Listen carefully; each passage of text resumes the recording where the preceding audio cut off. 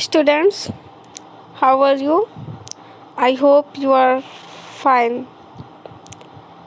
Here I am going to teach you sixth lesson, Peter and the Porridge. In this chapter we will study about a naval officer and his wife. Mary Annie war widow है, young war widow है और उसके husband British novel officer थे जो युद्ध के दौरान उनकी डेथ हो गई।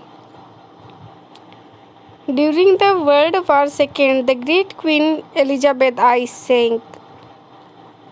युद्ध के दौरान, दूसरे विश्व युद्ध के दौरान क्वीन एलिजाबेथ आई क्या हुई? डूब गई और डूबने की वजह से उस ऑफिसर की डेथ हो गई। और यह जहाज़ बहुत ही विशाल जहाज़ थी और यह इंग्लैंड का गर्व था, इंग्लैंड की मान थी यह जहाज़। मैरी एनी को जब यह खबर मिली कि उसके हस्बैंड की डेथ हो गई है, इस तरीके से वह शहीद हो गया है, तो उसे यकीन नहीं होता था। वह अक्सर यह सोचती रहती थी कि एक दिन उसका हस्बैंड आएगा। She hoped that her husband Pearson would return someday, कि किसी दिन उसका हस्बैंड पियर्सन वापस आएगा। मैरी एनी के हस्बैंड का नाम पियर्सन था।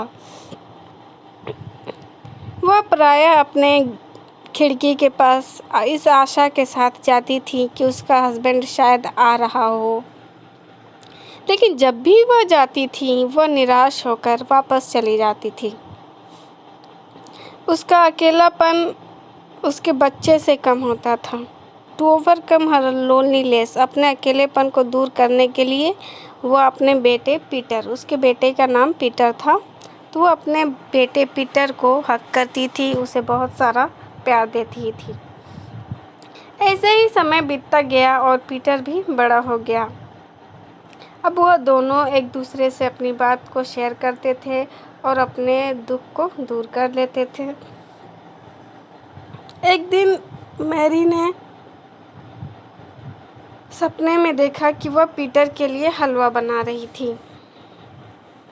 The boy seemed to hum to her in his father's tune, और उसने सपने में देखा कि उसका लड़का अपने पिता की ट्यून में भुनभुनाता हुआ नजर आया। Mother any make the porridge in A pan, make it thick, make it thin, make it any way you can.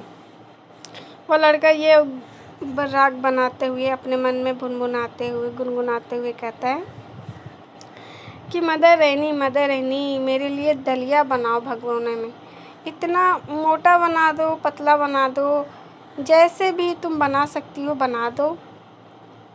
तो जैसे ही वह कहता इतना सुनती है, तब तक उसकी आँख खुल जाती है, वह सपने से उठ जाती है और मुस्कुराती है। फिर अपने बेटे को लेती है, उसे बहुत सारा प्यार करती है।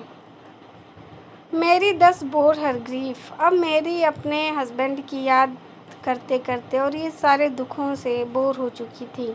अब वह अपने सामने देखती थी कि उसका अब नया फ्यूचर, नया खजाना कौन है? तो उसका बेटा पीटर है, जो पियर्सन उसके लिए छोड़ गया। वह बहुत सारे सपनों को अपने बेटों के आँखों में देखती थी और उसे बहुत सारा प्यार करती थी। तो इस चैप्टर में हमें यही, इस कहानी को, इस स्टोरी को पढ़ने से यही समझ में आता है कि पास्ट हमारा जैसा भी हो, है ना, फ्यूचर उसे छोड़ देना चाहिए। वक्त के अनुसार, टाइम के अनुसार अपनी ज़िंदगी में हमें आगे बढ़ना चाहिए, अपने भविष्य को देखना चाहिए। I hope you understand.